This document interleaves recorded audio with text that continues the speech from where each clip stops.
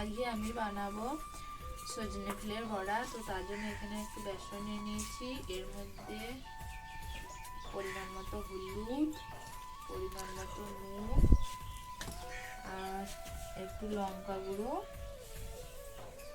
সামান্য ধনে গুঁড়ো, জিরে গুঁড়ো দিয়ে দিতে হবে, আর এক চামচ থেকে একটু কম একটু আদা দিয়ে দিতে হবে।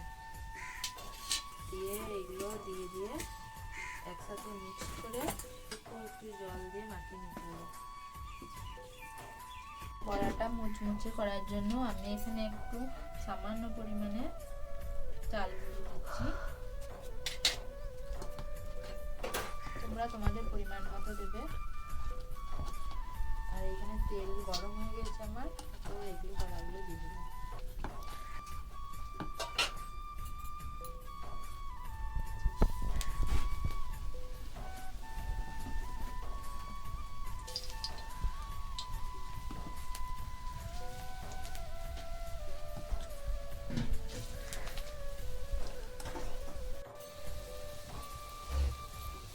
আমার এগুলো লাল লাল করে ভাজা হয়ে গেছে, এরপর এগুলোকে তুলে নেব।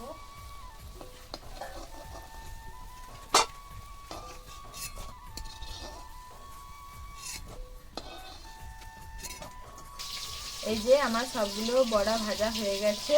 তো তোমরাও যদি ভালো লাগে আমার ভিডিওটা বাড়িতে করে একবার ট্রাই করবে, আর আমার ভিডিওটা ভালো লাগলে একটা লাইক আর একটা সুন্দর কমেন্ট করবে।